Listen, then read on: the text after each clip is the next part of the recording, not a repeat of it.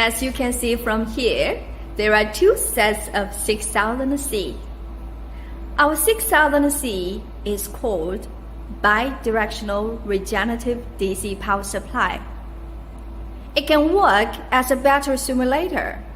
At the same time, it can also work as a charging and discharging unit. Here, for the top one, it will work as a charging and discharging unit. For the below one, it will work as a battery simulator.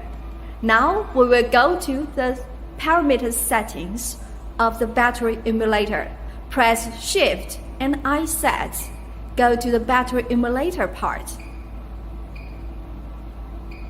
Go to User Define and Edit. Here we set the full voltage to be 15 volts. The empty voltage to be 0 volts. Set the inner resistance to be 0.1 milliohm. Set the capacity to be 28 hours. Here, it will simulate as one battery. The charging current to be set as 10 ampere. Discharging current to be 10 ampere. Save to Group 1. Go to Run. Set the initial value, the SOC, to be 80%. Then we come to the emulator interface. Press on and off. And now we go to the parameter settings on the charging and discharging unit. Press I, Shift and I set. Go to battery part.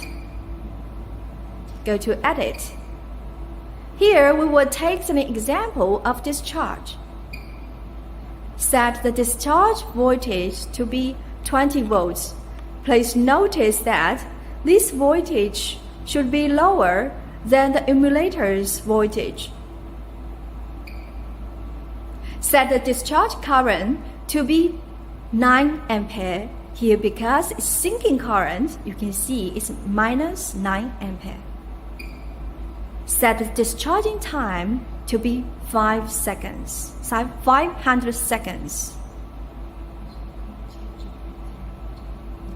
There are many stop conditions for discharging. The discharge time can be one of them. Then some others like cut-off voltage, 12 volts. Cut-off current you can set as 0.5 ampere. The cut-off capacity to be 0.02 Ah. Any cut-off conditions is met, the test will be stopped.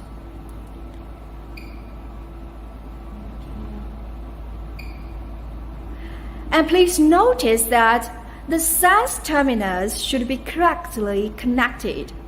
And for our 6000C, it will also do a verification of the RVS.